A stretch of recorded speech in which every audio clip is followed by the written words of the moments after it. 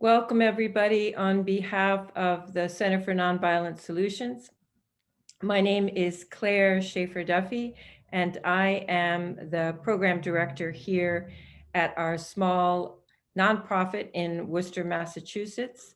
I am working solo tonight. I'm normally ably assisted by our administrative assistant, Rochelle Perrette, but she could not make this evening, which is the first in our fall series, monthly series, virtual, in which we highlight examples of applied nonviolence. And that's what we'll be doing tonight in our presentation on carving out the peace in war-torn Ukraine. Before I go further on the introduction, I would just ask that everybody please mute their mics. We're going to have our presenters speak for 30 minutes and then open up for conversation. And of course, at that point, you're more than welcome to unmute yourself during your questions, but then please remute yourself so that we don't get the background noise. If you are wanting to put your question in a chat box, you're more than welcome to do that. A word about the center. We are a small nonprofit here in Worcester, Massachusetts that is committed to building a culture of peace. And our programs are focused primarily on education. We work with young people teaching skills in conflict resolution. We're currently at a small alternative academy in Shrewsbury teaching a course for the semester on peace builders. And we do programs for the general public that highlight applied nonviolence. We support campaigns for nuclear disarmament at the local, state, and national, international level. We're partners with Moms Demand Action, which is an organization working on reduction of gun violence here in the United States. On October 9th, we will be offering the third of our fall walking tour of Worcester Peace History. And if you haven't joined us and you live in the area, come down. It's a great event. We take you down Main Street and tell stories of nonviolent movements, nonviolent proponents of nonviolence. Some of the individuals are principled pacifist, others are just using nonviolence for strategic purposes. But it gives a different lens on this city that many of us love very dearly, the heart of the Commonwealth, as it's also known. When the war in Ukraine broke out in March, having been a person that has spoken out, opposed wars really since for more than 4 decades, the initial reaction was just grief and despair. But then came the question of what then can we do? How can we respond? And I was heartened in asking that question to come upon the efforts of Professor Eli McCarthy, and he teaches out of Georgetown University. He's really doing such terrific work on advancing nonviolence in so many levels. And it was through him that I learned of an interfaith peace delegation that traveled to Kyiv in Ukraine in May of this year. So our speaker tonight, Michele Dunne, was one of the participants in that delegation. She is the executive director of the Franciscan Action Network. She's much more than that. She comes to her work as a professed secular Franciscan after decades of working in the Middle East and US foreign policy. From 2006 until 2021, she headed programs focused on peace, human rights, and democracy in the Middle East at the Carnegie Endowment for International Peace and the Atlantic Council. Before that, she served for nearly 20 years in the US Department of State, including assignments in Jerusalem and Cairo. She holds a PhD from Georgetown University and is speaking to us from Washington, D.C., where she lives with her husband. We're very grateful that Michele took the time to speak with us tonight on short notice and in an extremely demanding season right now. So without much ado, we welcome you, Michele, and the evening is yours. Thank you, Claire. Hello, friends. I'm so happy to be with you this evening. I'm really excited to have this discussion with you about the role of nonviolence in bringing peace to Ukraine. And I was really excited to be invited to be with the good people of Worcester because I have some connections to the area. When I grew up in Connecticut, but I had family members in Massachusetts and was in and out of Worcester many times during my childhood. And then just recently, my son spent a year in Worcester just last year, an internship year with the Dynamy program. Maybe some of you know about it. But anyway, so very nice to be back in contact with Worcester. I have to start with a couple of disclaimers, and I hope they will not make you want to just leave this call. I am not an expert on Ukraine. And so I don't want to pose myself as an expert on Ukraine. I think you heard my background is really more in another part of the world. And I have only visited Ukraine the one time on this delegation that I'll be happy to tell you about. I also don't consider myself an expert in nonviolence. I really only started studying nonviolence seriously in the over the last decade or so, after, a much more conventional career in foreign policy. So consider me your student. I'm sure there's a lot I could learn about nonviolence from all of you, and I look forward to talking about that. So the reason I am here, though, is that I participated in an interfaith Just Peace delegation to Ukraine, as Claire said, in May. That was the first such group to go to Ukraine after the Russian invasion began. So I'm here to share with you what I learned there in Ukraine and what I've learned since about the role of nonviolence in Ukraine as this terrible war goes on and on. So I'm not posing myself before you as the expert with the answers to your questions, but I'm really ready to engage with you and discuss with you many difficult questions relating to Ukraine. So I'm going to start with a brief presentation of that mission that I was part of, and then we can go on and talk more, like bringing it up to date, right? Because that was already a number of months ago, May, when I was there. We can then bring it up to date and talk about what's going on now with active nonviolence in Ukraine. So I'm going to see if I can share my screen. I have a little PowerPoint I'll bring up. It's always good to have a few pictures to look at. So I brought you some of my photos from Ukraine. Let's see if I can. Here we go.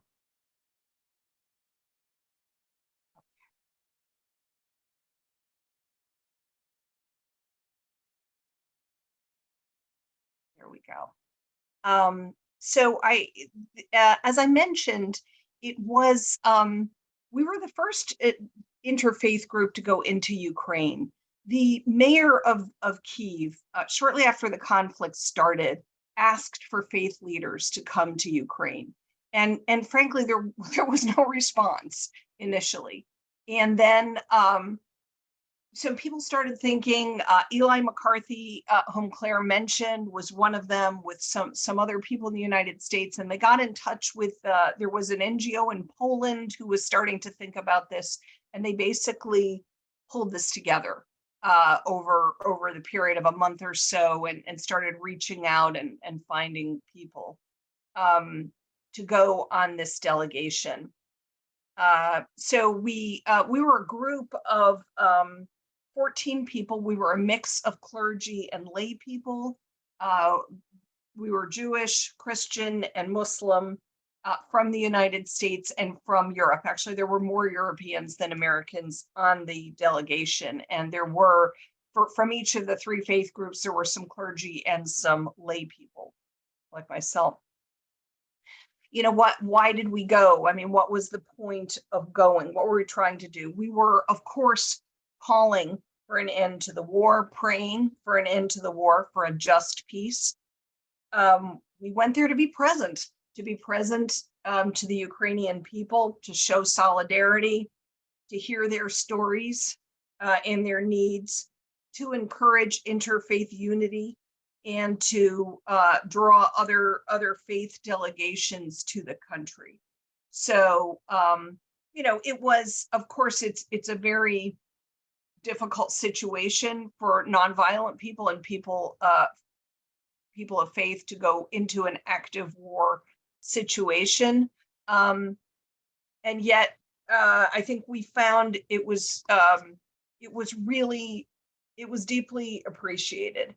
We met with other religious leaders while we were there. We met with political leaders, both from the national government and the city of Kyiv. We met with local peace builders and nonviolence activists. We held a number of open air prayer services, and we called for other delegations to come to Ukraine and to Russia to pray for peace. Just show you a few photos. This is, some of you may know, this is a place called Babin Yar. It's a very famous place in Ukraine where there were a number of terrible pogroms against Jews, and a huge one during World War II, and it's now a shrine. We visited some churches. We visited the people on the right are elderly people from the city of Irpin, which is right outside of Kyiv. That was a city that was occupied by the Russians, and thousands of people were displaced, and they just organized themselves locally. A woman, she was amazing, a woman in her 40s, just sort of took charge and found an abandoned children's summer camp and set up a place for all these people to live. And they were, a community looking out for themselves. We visited also in European the House of Culture, which was the, cultural palace, the place of the arts that was deliberately targeted by the Russian forces, probably as a sort of morale busting move. That was inside, and we actually held a prayer service there inside the House of Culture. We visited mosques, churches, synagogues, and so, what did we hear? What did we learn when we were in, and we had held some meetings with civil society activists, with peace builders, some of them conscientious objectors, and other civil society activists of different kinds. Some of the things that we heard, we heard that, war takes place as much on the ideological and spiritual level as on the level of physical violence, and that solidarity and support on those levels was essential and very much appreciated. We heard that there is little space in Ukraine right now to propose nonviolence as an alternative to military conflict with Russia. In fact, during one of the prayer services, I gave a prayer that included praying for the laying down of arms. And Ukrainians came up to me afterwards and said, "What are you saying? Are you saying we're supposed to surrender to the Russians?" Even just to say the laying down of arms was controversial.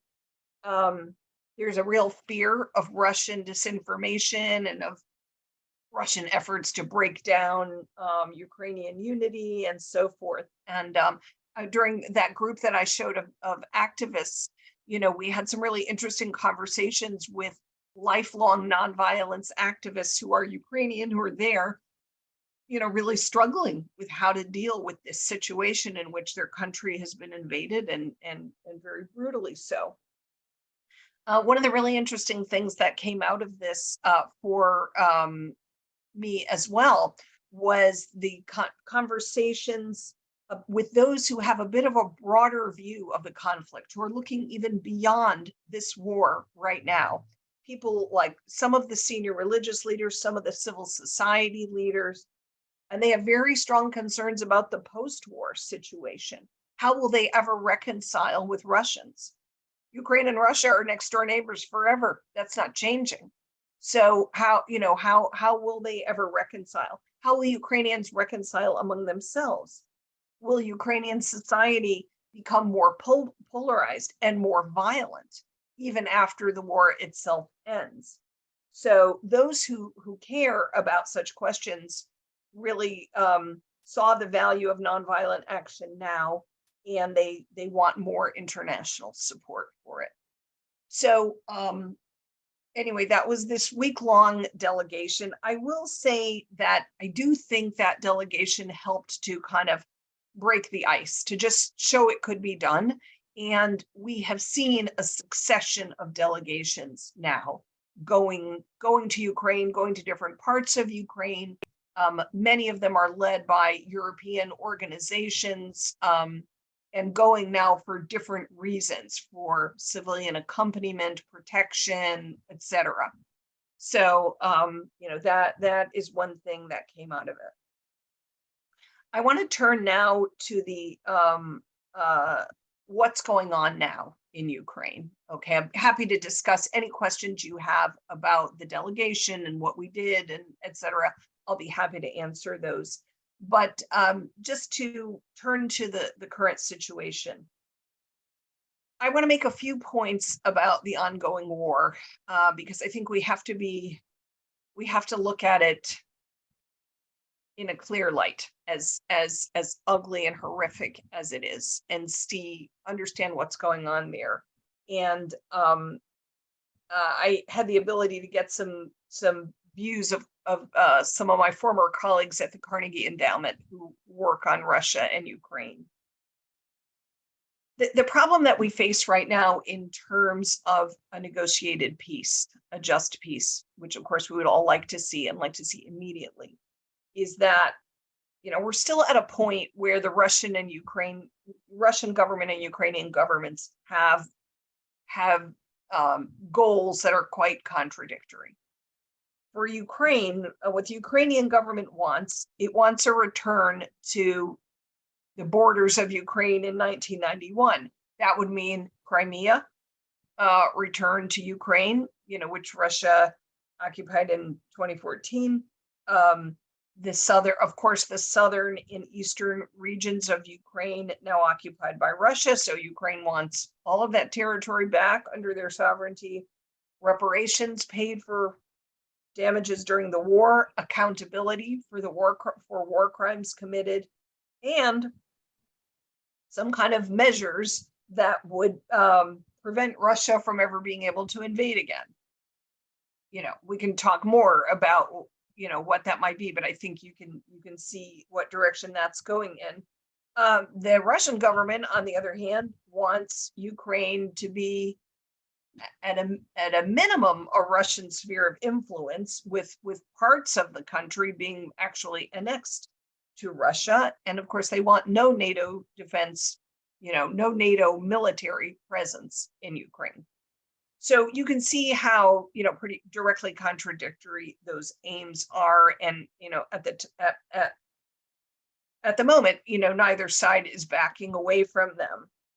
Now, with this new move by, Vladimir Putin to mobilize more Russian soldiers and begin, forms of conscription, we, of course, are seeing resistance to the war growing among the Russian population. This is certainly beginning to hit home in ways that it didn't initially. And yet it's still, they could be wrong, but the Russia experts, that I consulted say it is really still, it's unlikely to be enough. The resistance inside Russia at this point does not look to be anywhere near enough to convince Putin to back away from the war, or certainly to remove him from power. One of the points that they made was, with this conscription, with the referenda that just were held in the four occupied regions of Ukraine and the almost certain annexation of those regions to Russia, Putin is really very far invested here, way too far to back out, at least, at this point. The other thing that's, of course, very troubling is the nuclear threat, which, again, I think has to be taken seriously. And, the experts I consulted thought particularly the possibility of a so-called limited nuclear strike, by Russia in Ukraine to show sort of how far they're willing to go. So I know this is a very dark picture. Okay, I wish I could present a more hopeful picture of how and when this terrible war will be ended. But as I said, I think we need to kind of look at it squarely and look at the fact that we may be looking at many more months, possibly even years of this war. Does that mean that nonviolence is irrelevant? Not at all. And that's where the better news comes in. Nonviolent resistance is alive and well in Ukraine. And I'm going to make 4 points about that. I'll make them basically, and then I'll give a little bit more detail. Nonviolent resistance in Ukraine is rooted in a vigorous and experienced Ukrainian civil society, that's quite important. It is taking nonviolent resistance in Ukraine is taking place alongside armed resistance. And I'll say a few more words about what the relationship is between those two things. Nonviolent resistance in Ukraine is rapidly evolving, and it's very different in different geographic parts of the country, depending on what's going on. And the last point is nonviolent resistance, while it's alive and it's vigorous in Ukraine, it faces a lot of challenges and it needs a lot of support. So let me go back and give a little bit more detail on each point. So the role of Ukrainian civil society. I think it is really, it's extremely important. So obviously, members of civil society are organizing nonviolent resistance of all different kinds. Civil society is so important, dealing with trauma, dealing with a traumatized population, very intense family and social needs, in a situation of war like this, dealing with polarization, regional and even, within families, polarization and so forth. Civil society is carrying out war crimes monitoring and collecting data for future accountability processes. And civil society are the ones who can articulate a just peace, talk about what a just peace is and what it would look like, and envision eventual reconciliation. As I said, in some of the conversations our group had in Ukraine, this would be said sort of very quietly. We can't even talk about reconciliation now, and yet we're really worried about and know that civil society, and in some cases faith leaders, need to be planting the seeds of peace and reconciliation now, not to let the conflict play out in all its horror for as long as it goes and then start thinking about it. No, it has to be now that they're already starting to build the peace and put in place the building blocks for future reconciliation, and to work for a peaceful society after the war. As I mentioned, there's a real concern, and I think lots of reasons to be concerned, that with a lot of traumatized people, a lot of traumatized young people, a lot of weapons and everything, the terrible violence to which people are being exposed, that this could have such, even after the war is over, that the effects on Ukrainian society could be devastating. And so there are a lot of people who want to work on that now, as I mentioned, treating trauma and other such things.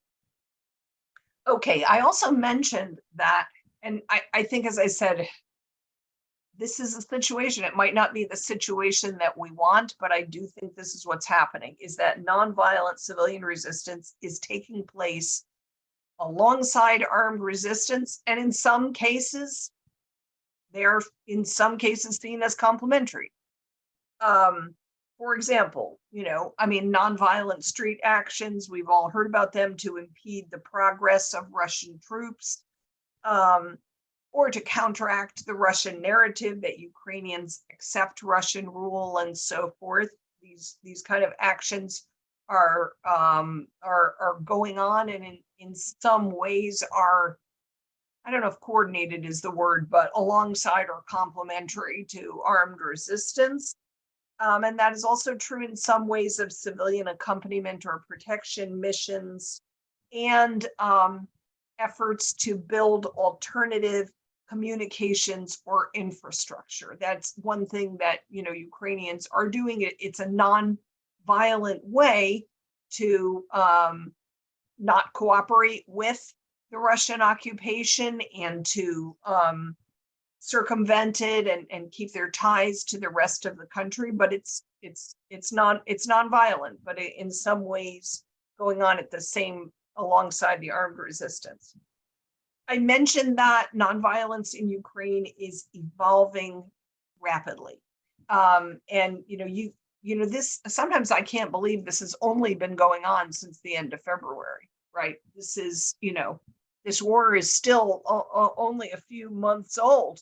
But things have changed a lot, and they've changed a lot even since I was there at the end of May, from the end of May till now.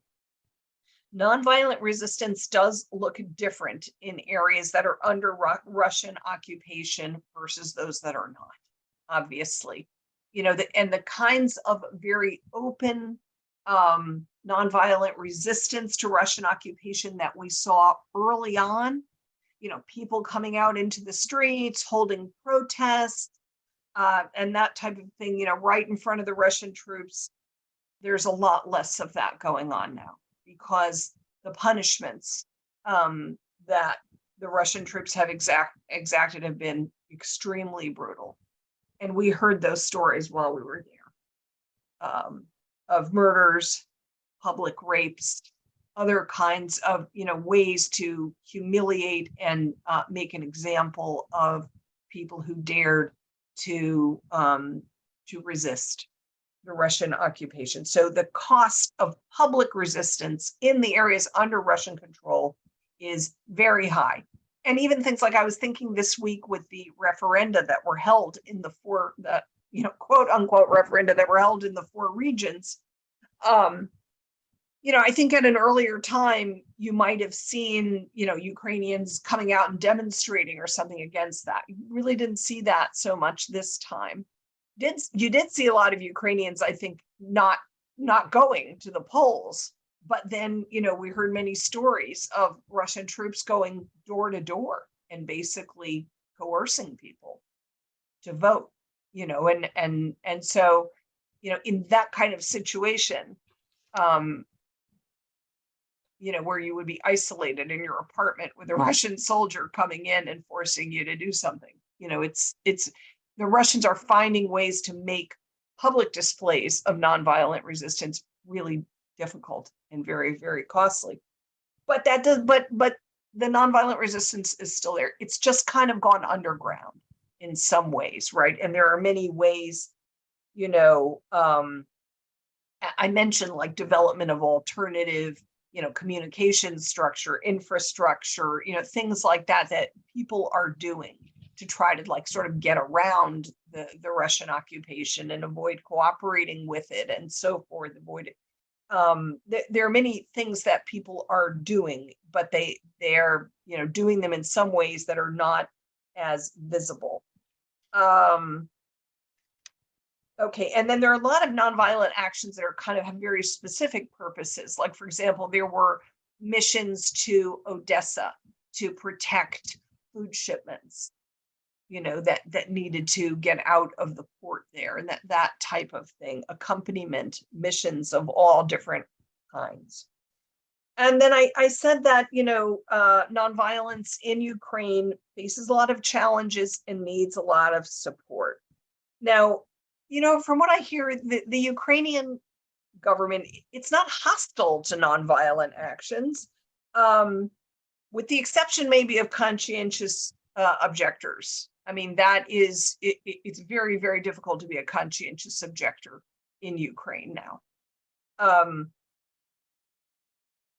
But the Ukrainian government is not hostile to other kinds of nonviolent action, but it doesn't really place any emphasis on that, right? All the emphasis is on winning the war through violence, right? Winning the war through resisting militarily. So it's difficult, I think, that there's not much coordination on a national level. A lot of the nonviolence that takes place in Ukraine is locally or regionally organized. There is some coordination with people from other countries. So local organizations, regional organizations are in touch with people from other countries in Europe. Poland, Romania, Italy, lots of countries. Maybe not as much though with nonviolence activists inside of Russia. I think there's a reluctance to do that. And of course, as always, nonviolent resistance needs more resources, and far too much is spent on the violent conflict, the armament, and so forth, and too little. And it's a constant struggle, to get, whether it's the United States or lots of other countries, to give more support for nonviolent civilian resistance, as well as humanitarian assistance, and so forth. I wanted to mention there is a report that is coming out. So far, just the executive summary of the report is coming out. Let me see. Yeah, I'm going to show you the report, and then I can just put the link to it in the chat. So this report, this is the executive summary of a report that is just coming out. Ukrainian nonviolent civil resistance in the face of war. And it has a lot of really interesting analysis. They've studied more than 200 nonviolent actions that have taken place in Ukraine. And they can give you, much of what I'm giving you here about the trends is, comes from this report. It's just a few pages long. So what I will do is, I'll stop the share, but what I will grab the link out of that report and put it in the chat, and hopefully you'll be able to, there we go. Let me know if I hope you can, if you can't open that for any reason, I could just email it as an attachment afterwards to the people who were on the call. If you're interested in it, it's well worth reading. And I think there will be a fuller report after that. So I think that the important point here is not to give up on nonviolent resistance in Ukraine just because of ongoing violence. Yes, ongoing violence is massive and needs to be stopped as soon as possible. At the same time, though, I think you can see from a lot of the things that I said that nonviolent resistance in Ukraine is in its own way growing, developing. It's making an important contribution towards limiting the conflict and ending the war. And it has a really important contribution to make regarding what comes next. Because all throughout this conflict, I mean, Ukraine as a country, and this is also true of Russia, it's not a frozen entity. It is changing, and it is being changed, and the society is being changed by this violence. So I think that it's so important. There's a lot of work that can be done and should be done right now mitigate the terrible effects of that. And that's all for me right now. I really look forward to hearing your ideas and discussing this with all of you. Michele, thank you. That was excellent, excellent, very illuminating. Thank you so much. We're going to open it up to questions. I have a question. Before we do that, the link that you provided, it's been noted that it doesn't work. It's so if you could check that and try again. You know what the problem is, I was just given the document. I wasn't given where it's posted. So I think what we'll have to do, if that's okay, Claire, I will just, in fact, I think I already did send it to you, the PDF. Maybe we can just send it out to everybody who is on the call and they'll have it. Is that okay? Yes, that's fine. That's fine. I have a number of questions, but it looks like we've got people who are really ready to jump into this. So, Mr. McDougall, if you want to state your question, and then we'll take Michael, John, and Andre. So this is great that we have so many people raising their hand. Can I put us on? Well, first of all, thank you so much for this really fascinating and very honest presentation. I really appreciate it.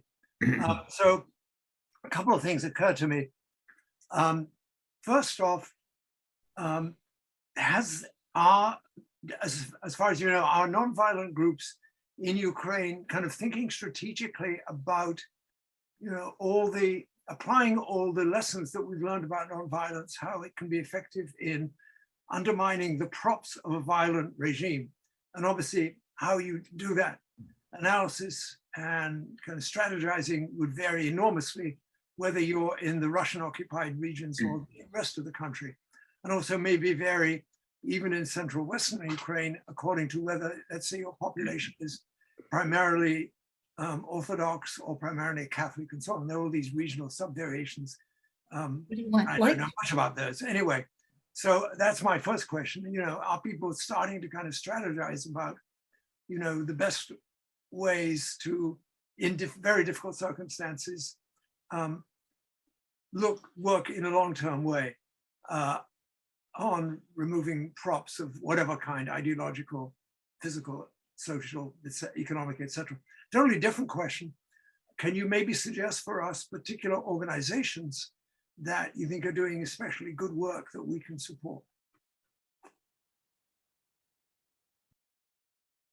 Okay, great.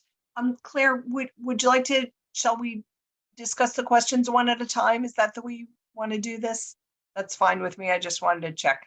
Yes, let's try that. Let's take them one at a time. And if we're getting a ton, then we'll go with the 3 in a row, but let's take them one at a time. John, on your first question, some of that sort of more strategic analysis might be starting to happen now. I have to admit that when I was there, it was 3 months in to the conflict, and I think people were still stunned, that this was even happening.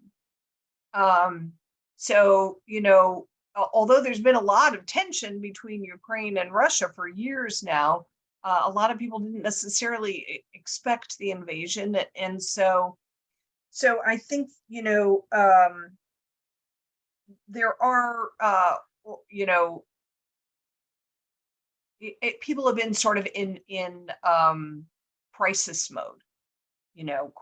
mode, panic mode, trying to cope, trying to figure out what to do. And of course, dealing with their own families being, who's in the country, who's out the country, who's being drafted into the military and so forth. So I think that the strategic thinking has been a bit in short supply. Okay. In terms of organizations to support, I don't know if you're thinking of Ukrainian organizations or you're thinking of outside organizations who are doing, engaging nonviolently with Ukraine. I but guess both kinds. Yeah, both kinds will be helpful. yeah. I mean, Yeah. whatever. You know, I'm reluctant to just start naming names. I think that maybe that's something we can work on a list. Because yeah, there's and there are an increasing number of outside organizations engaging. I mean, one of the ones that was very active very early on, by the way, was are you familiar with the Italian organization? Please forgive my pronunciation, but it's Operazione Colomba, basically. It's, you know, the dove. It's a peace organization out of Italy, and they were involved with peace marches for Ukraine and to Ukraine across Europe very early on, and then doing civilian accompaniment missions inside Ukraine, and they've kept at it, you know, so that I know that's one organization that's been really active. So I just want to add to Michelle's observations in response to your question, John. Michelle opened by explaining that the May delegation was interfaith, so the emphasis on faith leaders. That was a key point when the war was erupting, a grave concern that this was a war between two Christian communities. And within the Orthodox community, which would be the Russian community, but also there was a strong Orthodox presence in the Ukrainian Orthodox Church. There were voices challenging the nationalistic narrative that was issued by the highest prelate in Russia in support of Putin's kind of fusion of a greater Russia with a Christian illusion. And it's a tiny, you could say, arrow thrown against the war ideology that comes out of the faith leaders who are militaristic, but that did indeed occur. The Sant'Egidio, which is a faith-based community out of Italy and played a very key role in the peace negotiations in Sierra Leone. In the early days of the war, they issued a petition to honor Kyiv, the city of Kyiv, I'm not sure I'm pronouncing it correctly, as a religious site that was extremely critical to both communities, because it is the place of the Eastern Christianity's monasticism, sort of the origins of it have a direct relationship to that city. So those are two small examples that happened, and there were also priests in Ukraine, very tiny number, who were speaking in support of conscientious objection and a pacifist posture. And there were also priests in Russia that the same. They preached against serving in the war, and there were Westerners, American, trying to support them individually because they suffered consequences for having that stance. So these are tiny examples, but I think we really need to identify them, because that is how they get developed. You know, that is, they have to be known and developed. So next question comes from Michael. What was your question, Michael? My question is trying to understand how some of our government organizations may be stoking tensions. I've heard that the National Endowment for Democracy and the U.S. Institute for Peace and quite a few other affiliated organizations, they're always trying to do good things, but apparently there was a Senate report in 2006, almost 20 years ago, where they took a trip, and some people, like in Russia, thought that our NGOs were trying to undermine their governments. And this has also been a claim that China has made. And so this kind of concerns me that if we have people doing things in a uncoordinated way, I guess, or maybe a coordinated way, I don't know, but maybe we're creating some of the problem that doesn't show up for 10 to 15 years later. Is that possible? Or how, what do you make of the democracy promotion industry and the potential for it to cause animosity in the future? Yeah, thank you, Michael. Well, look, I would say that, look, organizations like, I mean, the two organizations that you mentioned are a little bit different. National Endowment for Democracy, which is a congressionally funded, well, they're both congressionally funded, does give grants, you know, to democracy and human rights activists and organizations, you know, all over the world, including in Russia and China. And the Russian and Chinese governments don't like that. That's for sure. Right. I think that's a little different than, for example, if we look at something like a military invasion like of Iraq, you know, and an attempt to take down one government and replace it with another, and try to sort of implant a democratic system in a out of a military conflict. You know, I would think those are more the kind of situations that, you know, end up doing a lot of harm. So, you know, I think that the local activists that would end up, for example, taking funding from the NED, you know, people in China or Russia or whatever, who are human rights or democracy activists, they know they're taking a risk when they do that. They take on significant political risk. But do I think that it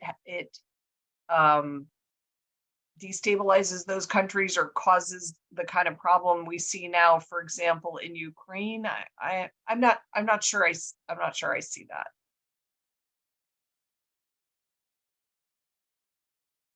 Thank you. Okay, our next person in queue is John Fairfield. Hi. Mike, you mentioned that after your prayer, someone took you aside and was worried that you were asking them actually to lay down their arms. I think maybe the answer should be a gentle yes. For instance, when we think, one thing we know is going to happen is that the front is going to go back and forth across counties, territories, cities.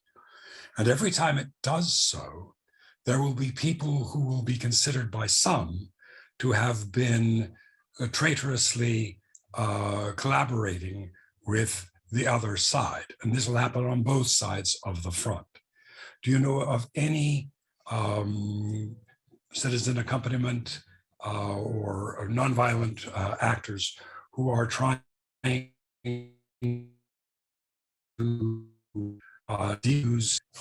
de-escalate such tensions?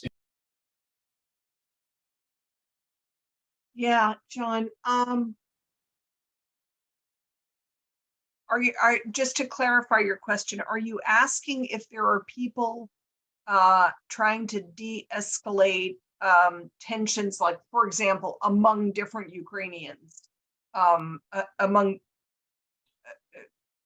that would arise because of accusations that, oh, you collaborated with the Russians when they were occupying our town, or that type of thing? That's what you're asking? Yes. Yeah. That would be really important. I'm not sure I've heard of that, but that doesn't mean it's not going on. I don't have an encyclopedic knowledge of, of what is going on. I have to say, again, when I was there, I mean, this was one of the difficult things about being there in Ukraine, is that there's just a very clear, two sides, there's our side and there's the wrong side, and, and there was a high premium on maintaining unity against the other side, and so forth. So, Right, and your acute analysis, which I thought was spot on, pointed to the bankruptcy of that kind of a situation and the bankruptcy of the military solution. It's not a solution. It doesn't get us to a place of peace. It just mires us in a cycle of violence, and that people there aren't perceiving that and struggle and trying to find an alternative worries me.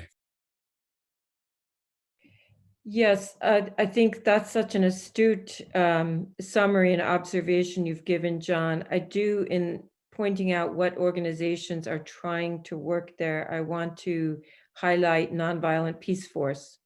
They did a exploratory trip there in the spring and summer. They work in very not hot conflict zones, but conflict zones that are close to hot, and who suffer from this extreme partisan reality that you're describing, which is one of the worst consequences of choosing military means, because there is no. Just to add another comment to that, Claire, I do think, this is going to be an interesting question.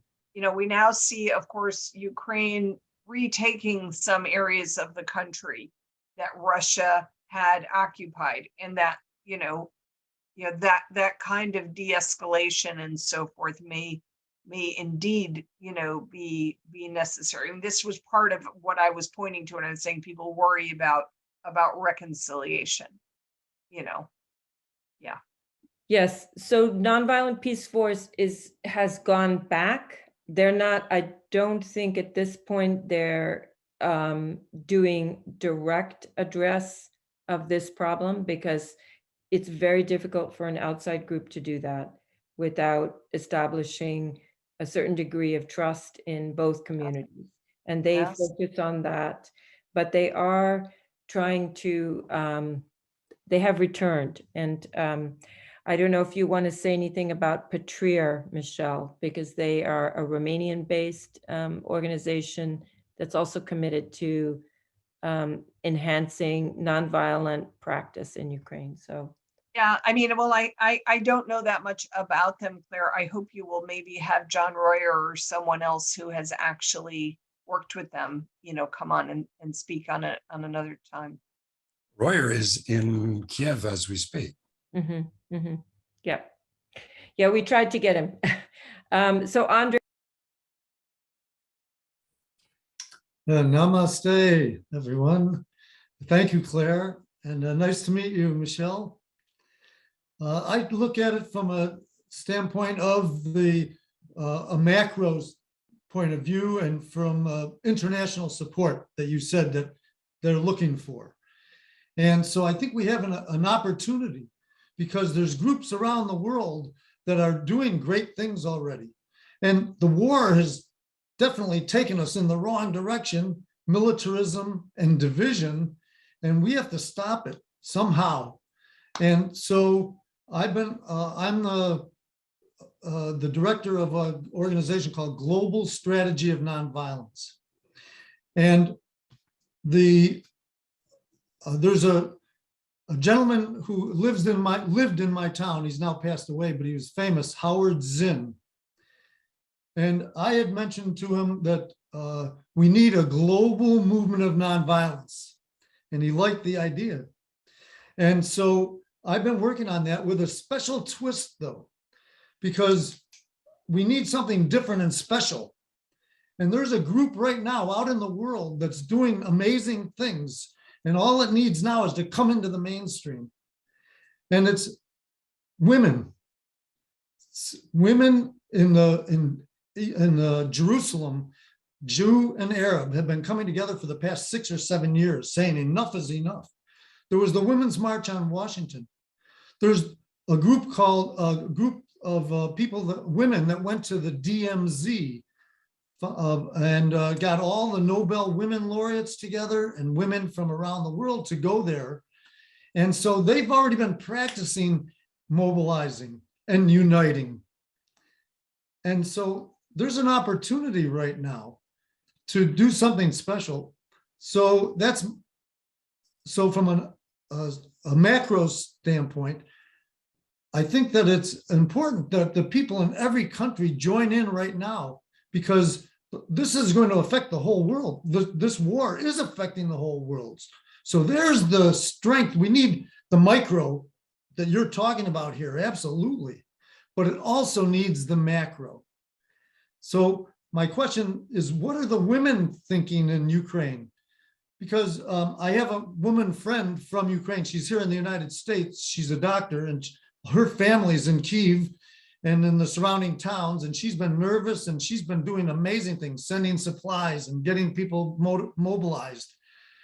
But, and she knows the nonviolent work that I'm doing, but can the women, if the women around the world were the first ones to rise up, because it's not just about women, it includes men. So there's no blame to anyone, but it's the men that are fighting and the men that are in power right now. So would the women in Ukraine come together if they saw everyone else? Do you think that they are being oppressed right now enough, and they've seen the violence, that they see the value, like you said, it's already there? Can the women make a difference? Well, I mean, the Ukrainian women whom I met were, very active, very actively engaged. A lot of women very active in civil society organizations of all different kinds.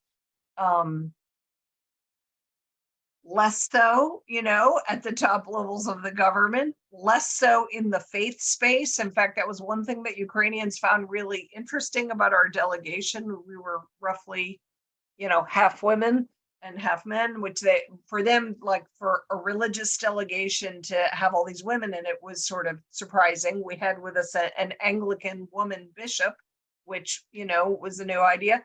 So anyway, but look, I think, I guess, a lot of times in other conflict zones, you mentioned Israel-Palestine. I mean, when you have women reaching out to each other across a divide like that, it can be impactful.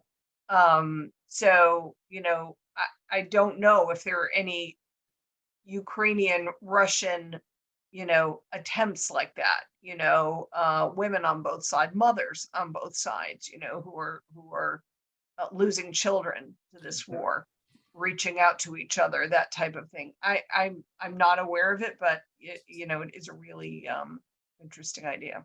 Yeah, thank you. I do have a plan. I was lucky to present it to the UN Secretary General Guterres's staff, and I'd love to tell you about it sometime. And I think it is the international community is what's going to stop this war, because the individual countries, their hearts are hardened. And even in the US, the media, the way it portrays everything is hardening our hearts, creating anger and hate. And so it's terrible. And so we need something big time, because we have to address the world crises, and this war has taken away the financial aspects and the motivation to work on things. Thank you so much, Andre. Robin, you're next in queue, then Joe. And so please go ahead, Robin. There I am. I'm Robin Lloyd from Burlington, Vermont, and I'm part of the support team for John Royer, who comes from our Quaker meeting. We're following him closely, and he's able to have email now and then, and his partner is a very devoted supporter. I have two questions, though. Did you meet with any Russian supporters or people who speak Russian, and are they able to say anything in Ukraine if they feel that way? And the second one, which is sort of connected, and also connected to what Andre was saying about the peace movement, which is distinct from the nonviolent movement, but just people, women especially, who would say, listen, I just want to get back to my home. I want to return from Poland or wherever the heck I am. And why are we continuing this? And, the idea that there needs to be more military weapons to use in the war until the last Ukrainian is dead is kind of the implication there, is such a disastrous idea. So I would think that there would be a number of women who would start to quietly rise up and say, we want to end this, please, let's stop this and find a solution. And in fact, John's partner has written a very beautiful statement, which I'll put in the chat, about this, that has gone around to Common Grounds and the various websites that states this same idea. Thank you. Yeah, thank you, Robin.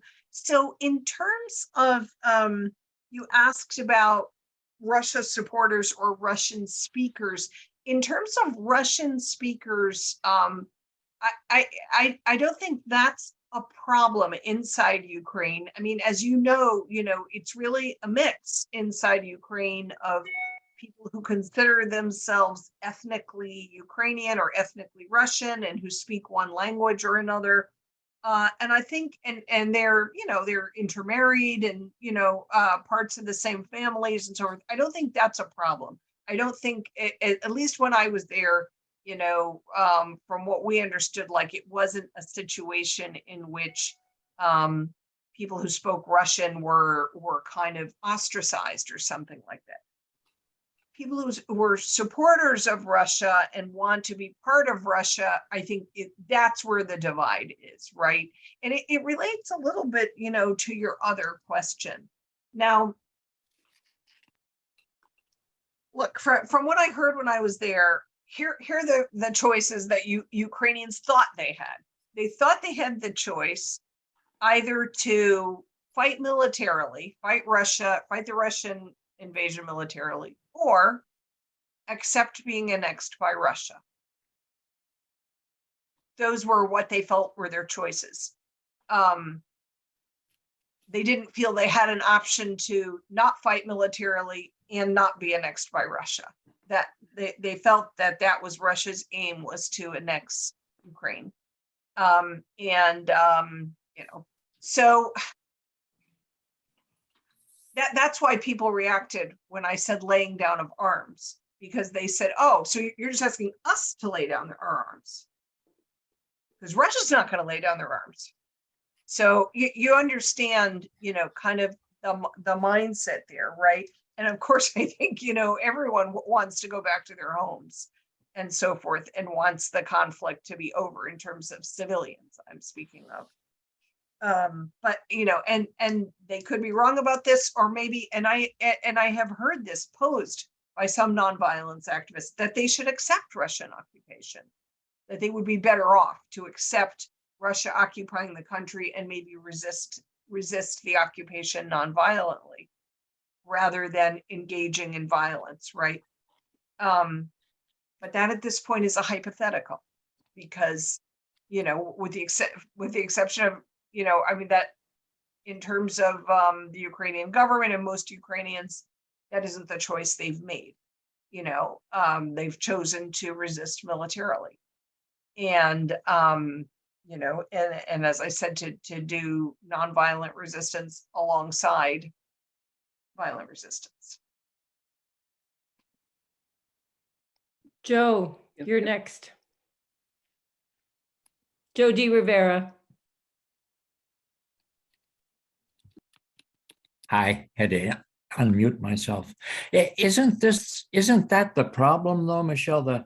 The choice that's that people see, and we have to give them a different choice, because the choice isn't between resistance or acceptance of being annexed, or even the choice between resistance by violent or relatively nonviolent means. Isn't the choice between looking at things as a national conflict versus looking at people? Where is the nonviolent spirit of dialogue with between Ukrainians and Russians in Crimea, who may well want to be part of Russia? Where don't we need that dialogue? Isn't ultimately don't we ultimately have to have a dialogue between persons rather than states, and persons who are trying to create a community together that allows them to be either Russians or Ukrainians as citizens of a community rather than as functionaries of a state? Yeah, I think that's right, Joe, and that is, that is really badly needed. It's also true that I think that there are forces that are like far above the level of the community that are acting on this situation, right? Whether it is Russian troops or NATO weapons, or right. So it's that those situations make it very difficult for the kind of dialogue and compromise and decision making and everything that you're talking about to go on at a local or regional level. Yes, but isn't that what we need to change? Have we nonviolentness, or we are? Yeah, and I guess, I mean, ultimately, that would have to involve people at the local level resisting those sort of, other forces, like central governments and so forth, in numbers great enough, the non-cooperation and so forth. They're refusing to serve in the armed forces, and they would have to be, resisting resisting and refusing to cooperate in numbers, making it impossible for those more aggressive forces to do what they want to do. We have a question from Peter McConaughey. I don't know, he left the screen, so I don't know if he still wants to ask. Oh, here he comes back. Hi, Peter. And then Dave Macheski has written a question, which I can read out. Hi, thanks for taking my question. Michele, early in your presentation, you talked about the fact that people responded when you talked about nonviolent resistance so what do we do? Just surrender to the Russians? And twice in the question period, that has come up again. What did you tell them? Well, I mean, when I was asked about the laying down of arms, I told them I was referring to the laying down of arms. I was praying for the laying down of arms by both sides. Okay, so that, which clearly was not going to happen. That this was the Russian offensive and the leadership of Vladimir Putin did not include any option of peaceful negotiations. It was pure outright military aggression. So yeah. The question of both sides should lay down their arms. Yeah, duh. But for Ukrainian in the eastern section of Ukraine, what did you tell them? I mean, the Russians not going to lay down their arms. That'd be nice, but they ain't going to do it. So what did you tell them? Well, what I told them was it was a prayer for peace. We are people of faith. We're there to pray for peace. Okay, we're there to pray for peace, pray for a just peace and pray for the laying down of arms by both sides. I was not saying you should lay down your arms and allow Russia to occupy you. I never said that. But Yeah. am I praying for the laying down of arms by both sides? Yes. Now, it's a prayer. Prayers are not things that it's not dictating what's going to happen right now. It's Right. it's what we aspire to see happen. And there will be a laying down of arms at some point, we don't know when that will be or what the conditions that will be left behind Yeah. be. So my representative in Congress, Jim McGovern, faced some very serious resistance from peace organizations, which I'm inclined to be in the camp of nonviolence is the road to a better world. However, Mr.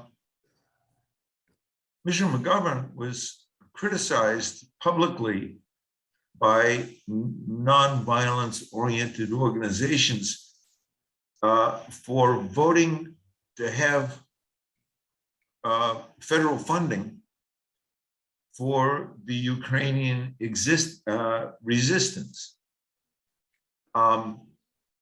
Should we be publicly, as a nonviolence community, criticizing our representatives for helping Ukrainians to avoid disaster? Yeah, Peter, I can hear you struggling with this, and I struggle with it too. And I think I alluded to the fact that while I was in Ukraine, I met lifelong nonviolence activists who are struggling with it too, right? What do you do in the face? This is a very brutal invasion. I'm going to tell you a short story. It's, one of the civil society activists I We met can stop anytime. You can was, turn. she said she I was don't a know lifelong when we you know, stop at 8:30. nonviolence on a lifelong basis, right? And one of the things that she's doing all different kinds of service, to the community during the war as a civil society activist, she was asked to come and help take testimony from women who had been raped by Russian soldiers. And she said, I went and helped that day to take the testimony. She said, I went home and I shut myself in my house and I couldn't speak or do anything for 2 days. That we're talking secondary trauma here, and she said, and I don't know what to say now. And she said, I've always believed in nonviolence, but what do we do in the face of this kind of evil? And so struggling, I really felt for her, it's an extremely difficult situation. And I'm not going to say that I have the whole answer. One other story, while I was there, I'm Catholic. While I was there, people kept asking me about Pope Francis, because shortly before we arrived there, Pope Francis had been trying very hard to maintain a very kind of even tone on the war, call for the end of the war, not demonize Putin and not demonize Russia too much, to try to, keep a pretty, really sort of sticking to a nonviolent, way of talking about the war and so forth. And the Ukrainians, and right before we went there, he had been asked by a journalist, do the Ukrainians have the right to use force to defend themselves? And he said, I don't know. And the Ukrainians were furious with him. The Ukrainians that I met with, they kept saying, why did Pope Francis say that? Now, you might have heard, he's more recently said, yes, they do have the right to defend themselves. But, he's struggling with it. it's an extremely difficult question, and it's related to the question in the chat about U.S. military assistance. And whether it's helping or harming, it certainly can harm. I think there's always a lot of potential for escalation. And it worries me when I already alluded to it, when you hear Ukraine saying one of our demands is that Russia be put in a position that it could never do this again. And then, if you hear about people saying, Putin has to be humiliated, in order to teach him a lesson. I think there are a lot of ways in which a well-intentioned attempt to help the Ukrainians defend themselves and maintain their, territory or something like that can turn into an aggression and an escalation and a widening war and have so many bad consequences. So I wish I could give a simple answer to this, but it's not a simple situation, because it was, I think, pretty clearly. There's a lot between Russia and Ukraine, and Russia has legitimate concerns about NATO forces on its borders and so forth, right? But it was still a very definitely a Russian aggression, and it has definitely been a very brutal Russian aggression. Peter, I'm going to weigh in. McGovern did deserve, I believe, to be challenged, to be criticized for in a confidence that a huge cache of armaments will address and reduce the violence and persecution that the Ukrainian people are feeling. This is not to say that the Russian aggression isn't real, isn't hugely cruel. It's to recognize that the United States is by no means a neutral player in the stoking of that tension first. And it's to recognize that bringing huge caches of weaponry, while it may in the moment reduce the likelihood of young men raping women in the moment, it does not eliminate that problem. In fact, young men act like that, whether they are Russian, whether they are American, whether they are Ukrainian, when they are commodified, when they are reduced to just raw barbarism, which is what war becomes. And it becomes that it's waged on all sides that way. And we are naive to think that that is not going on with our troops, with the troops that we oppose. That is what it comes to. People start out thinking the cause is noble, or I'm fighting an aggressor, and it just gets down to, how do I survive this? And if it requires me to be extremely brutal to shut this situation down, I will do that, because I too want to go home. And this is not to excuse the rapist, but I'm sorry. I don't think there is a woman, well, I don't want to say that, that's not fair, but more arms has not reduced the problem of rape as a weapon of war. If that were the case, we wouldn't have it, because we have a world full of arms right now. And we sure have a lot of rape happening in war. It has not been an effective method, if that's what we're trying to achieve here. It's clearly not working. So that is my vehement response to McGovern, whom I'm very pleased with. It's not to negate how impossible it is to speak the peace in this context, which is why we must, from the beginning, be very clear about what war does to human beings.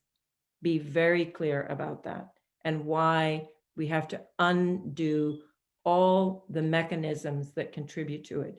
I'd like to announce that Fellowship of Reconciliation today has issued an appeal for the United States to support Russian conscientious objectors who are fleeing, many of them. I don't know if it's fair to call them conscientious objectors, but they are people who don't want to fight this war. And Europe is in conflicted state about whether to let these people in or not to let them in. So there is a movement by Fellowship of Reconciliation, a peace organization since the First World War, saying, please petition our US decision makers and say, grant these people asylum. So that is one way to undermine that, you know, the likelihood of these men destroying people and destroying themselves, which is basically what happens when they go to war. So I'm sorry, that was me getting on the soapbox there. Did you want to say more on David's question about military aid being helpful or harmful? And then I think we have another question from Robin. Yeah.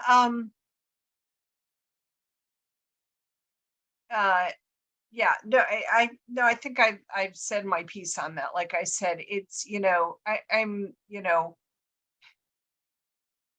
when you know, it was very difficult for us as a faith delegation and a peace delegation. We were there in Ukraine, and you know,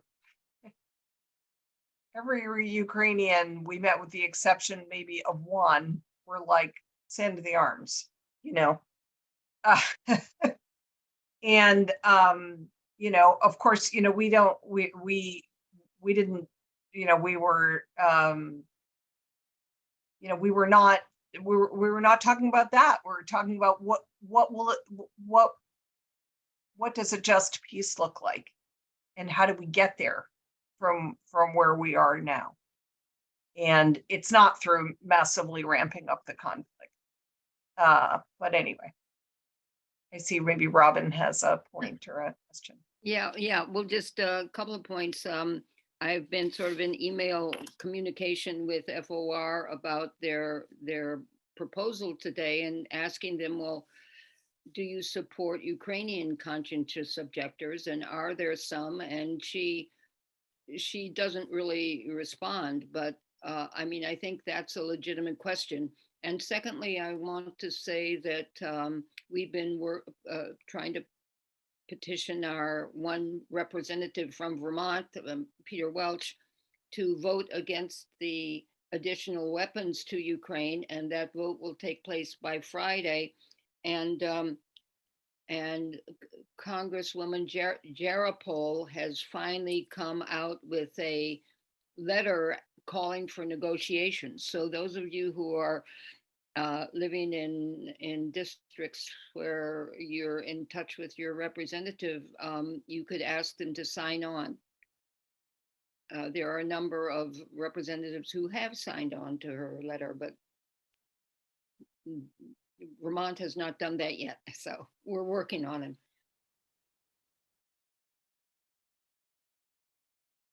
I think Michael had a question, and maybe this will be the last, and then we'll formally close if people want to stay on a little bit longer. Michele, you've really gone above and beyond the call of duty here, because I said we were only usually an hour, but I think this is a burning topic for so many of us. So I never know what's fact or fiction in this war, but I did hear that some parents in one of the towns around Kharkiv sent their kids to a summer camp in Russia. And then Ukraine took over the territory, and they were wondering how to get their children back. Have you heard anything about that? No, I haven't. But what do you mean? I'm so sorry, but they sent their children to Russia, but Ukraine took over the territory? Yeah, so it's right in that area that was taken over about a week ago. And the town is called Izyum or something like that.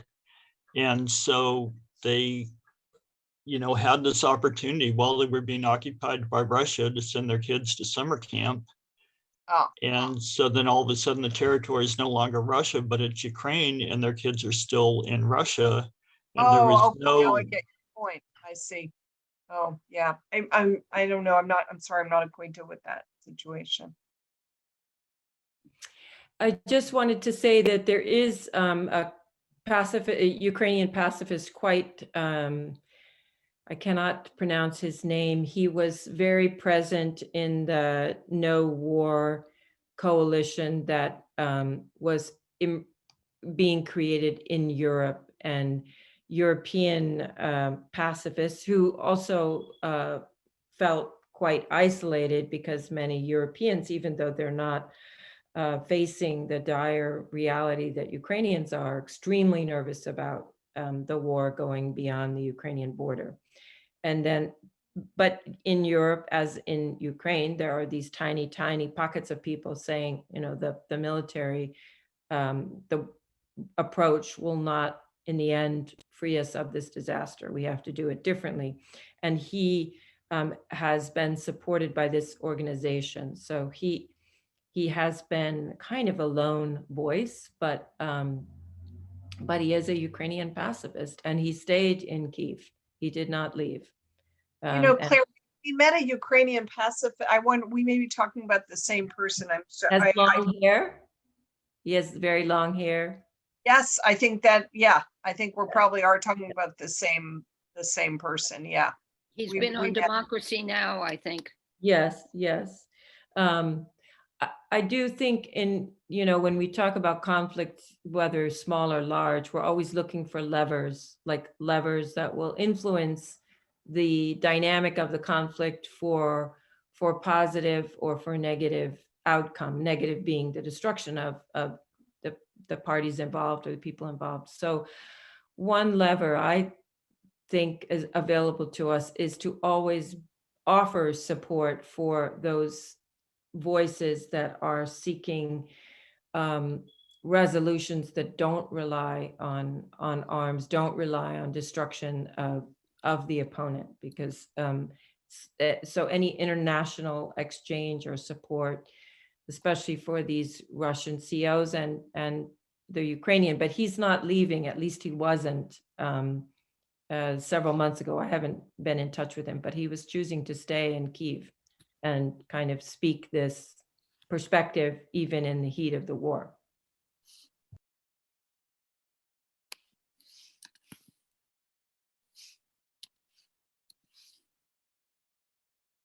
Claire, you're on mute.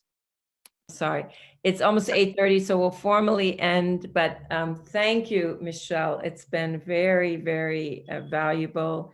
If we really hope to stay in touch with you, and we will send a recording of the talk to everybody and the link to the executive summary of the report that Michele referenced earlier. Or just send the PDF itself that I sent to you, yes, Claire, because I'm not sure it's posted on the web yet. Oh, okay, very good, very good. And it's only 5 pages, so it's quite you can read it quickly. Yeah. Thank you. Thank you, everyone. Thanks all.